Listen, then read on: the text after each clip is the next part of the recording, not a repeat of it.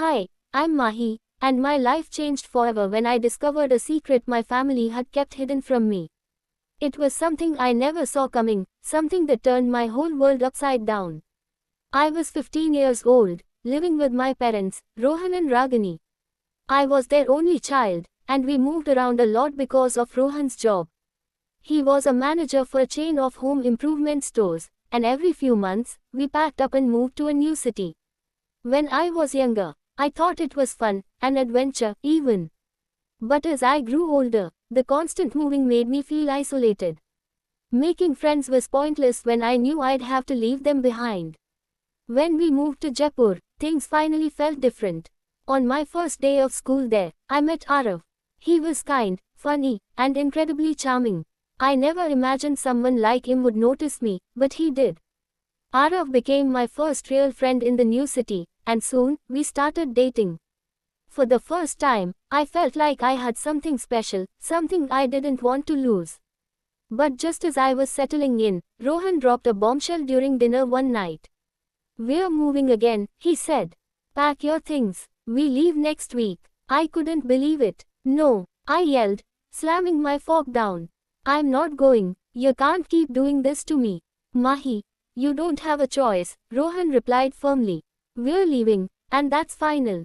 Something inside me snapped. I stood up, grabbed my plate, and threw it at the wall. "You never listen to me," I screamed. "I finally have a life here, and you are taking it all away." Ragini tried to calm me down, but I couldn't stop. I grabbed another plate and smashed it, shouting and crying.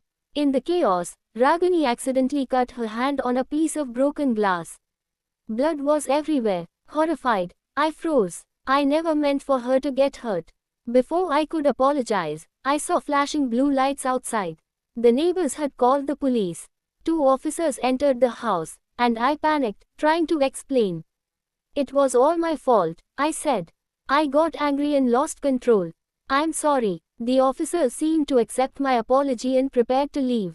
But before they left, they asked for our names to complete their report. What happened next shocked me.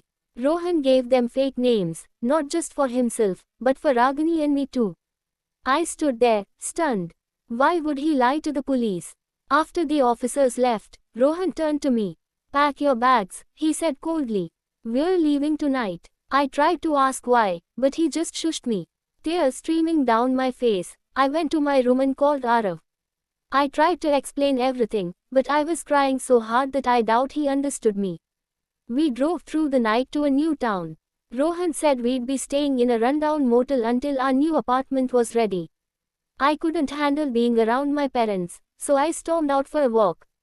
I called Arav again and told him about the fake names and sudden move. He suggested something I hadn't considered. "What if they're hiding something?" Arav said. "What if they're criminals?" The idea scared me, but it made sense.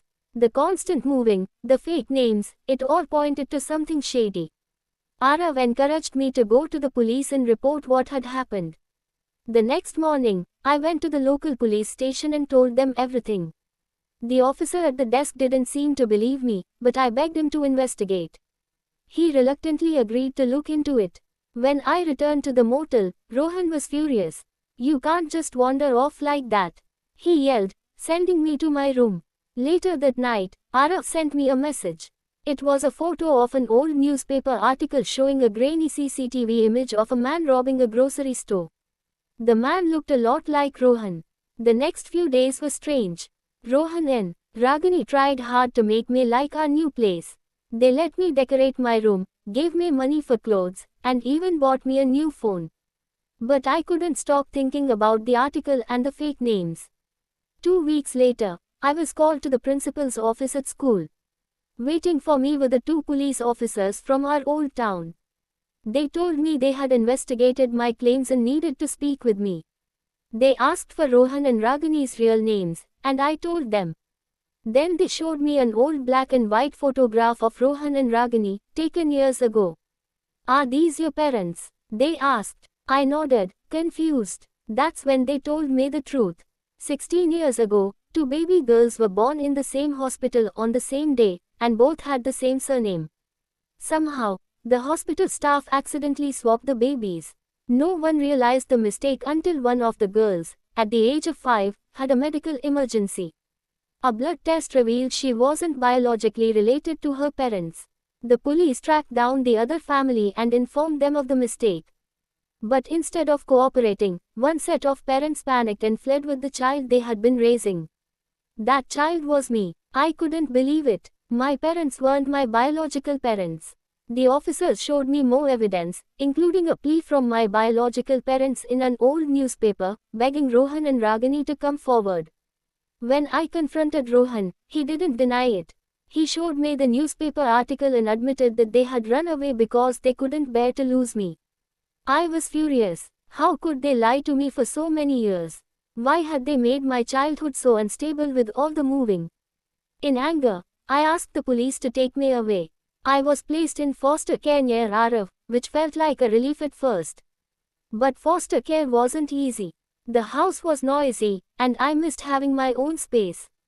I also missed Rohan and Ragini, even though I was still angry with them. Soon, my social worker told me my biological parents wanted to meet me. Nervously, I agreed. We met in a cafe, and it was awkward at first. But as we talked, I started to see the resemblance. My biological mom and I sounded alike, and I looked just like my biological dad. I also met Khushi, the girl I had been swapped with.